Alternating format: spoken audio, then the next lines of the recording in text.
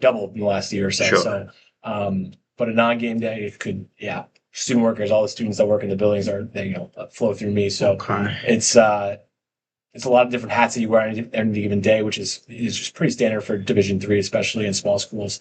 But I think it's great because then I'm able to put my hand in so many different things. It's not no 2 days are the same ever. Yeah. Which is something I was kind of shot myself in the foot with the student run thing. When I was at Hartwick, I lived with football guys, but I played basketball before I gained all this weight. I played ball, but I lived with football, and I was doing the broadcast media and everything, and I was like, why don't I try to see if I can get credit and do the games? Yeah. And we didn't have I'm old, so I didn't have all the technology that we have now to do the games on YouTube. And I called it with a little audio box. You dial in right through the campus radio station, right? So I did all that. I was the first one to really do games for Hartwick that had that idea.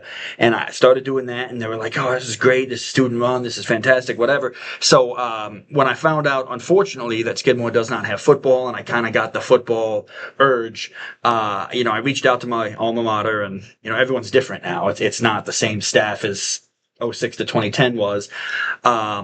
They were like, yeah, no, we'd love to have you come down. It'd be great, but we can't pay you. Okay. Now, if it's local or something, whatever, I'll do it because I love doing it, driving to Oneonta and back. And I said, well, why not? I said, I got 15 years of experience in the business between Hartwick and Connecticut and all this, and it wouldn't have to be that much. I can negotiate. And they said, well, we have students that do it for the major, and I was like, oh.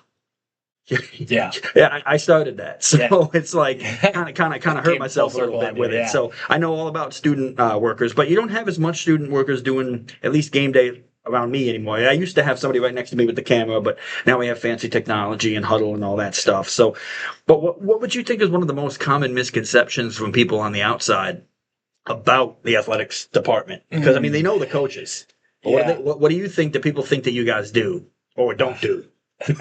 We always laugh that people think as an administrator you sit behind a desk and make decisions, and obviously that you have moments where you're doing things like that. But for the most part, people I get joked and made fun of a little bit for not being at my desk all day, and people. Sure. But it's because at any given moment, putting up windscreens or whatever, any kind of thing happens in the building, you move around.